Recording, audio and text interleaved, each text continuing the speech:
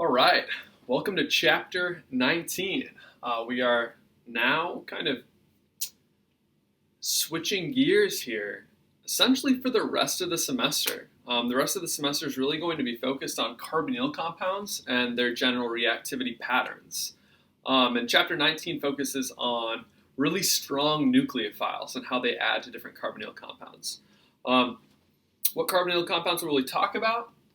This is an acid chloride, a ketone, an aldehyde, carboxylic acid, esters, and amides. So we're going to hit all of these different carbonyl type compounds, and they all have very similar reactivity, but also kind of some differences based on what else is attached to them.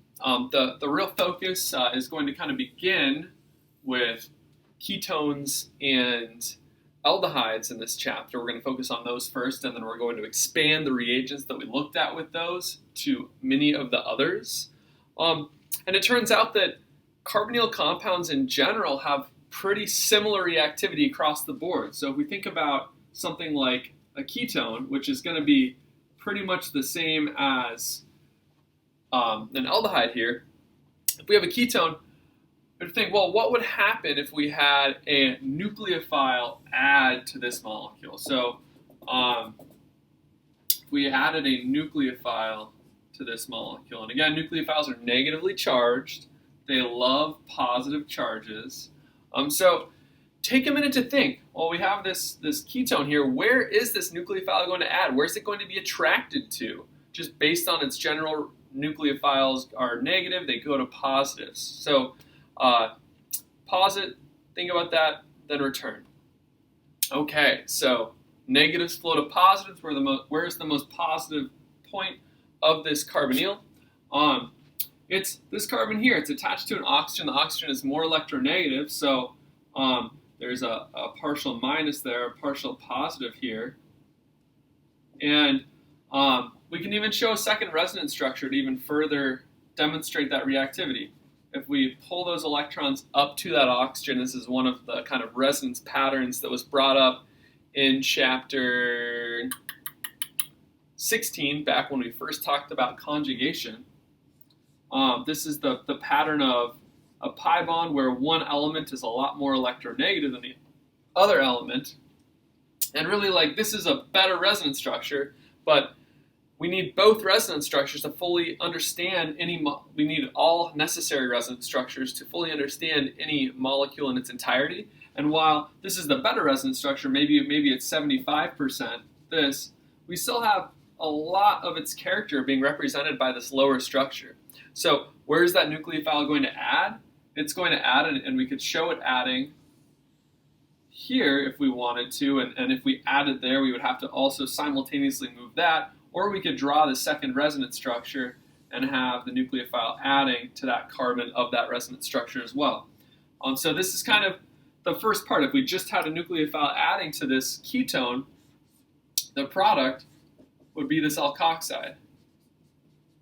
This alkoxide is negatively charged, but as we're doing organic chemistry, how do we isolate molecules? We isolate them by distillation, by extraction, by recrystallization, and we usually get them in some type of organic solvent at the end of a reaction. And what we think about when we think back to extractions in general, charged things go in the aqueous layer, and it's really annoying to have your molecule in the aqueous layer because usually it's in the middle of a bunch of salts and a bunch of other stuff, and also water is really hard to evaporate because it has really high boiling point, has a lot of intermolecular forces. So if we could somehow, if we want to purify this molecule, it's going to be a lot easier if we can neutralize that molecule.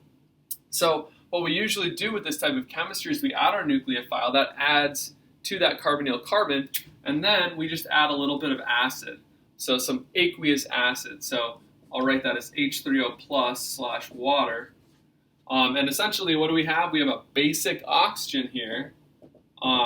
It wants to protonate, and if we just add a little bit of acid to that, it's going to do that protonation to make our neutral alcohol product.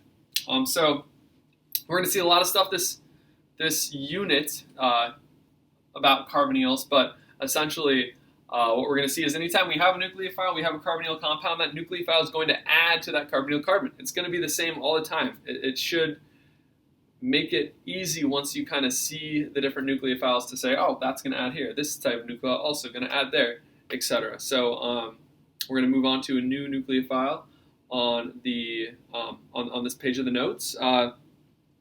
Oh, one other thing.